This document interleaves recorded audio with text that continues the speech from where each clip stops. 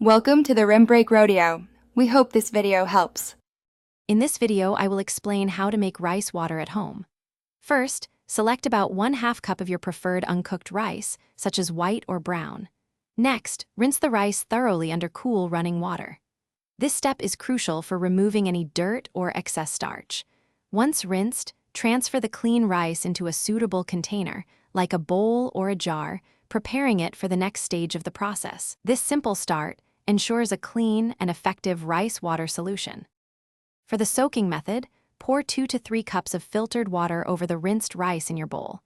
Allow the rice to soak for approximately 30 minutes to 1 hour. During this time, the water will absorb beneficial nutrients from the rice. Remember to stir the mixture gently a few times. This helps to ensure an even extraction of the starches and vitamins, creating a milky white solution ready for use. To create fermented rice water, first strain the soaked rice water into a separate, clean jar, discarding the rice. Then, cover the jar loosely and let it sit at room temperature for 12 to 24 hours. You'll notice a slightly sour smell, indicating fermentation.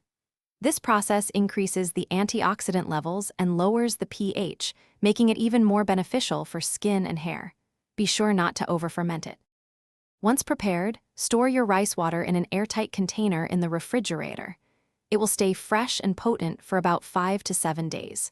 For use, you can apply it to your hair as a rinse after shampooing, leaving it on for 20 minutes before rinsing. Alternatively, use it as a facial toner by dabbing it onto your skin with a cotton pad. Enjoy the natural benefits of your homemade rice water. Thanks for watching. Consider subscribing if we helped you.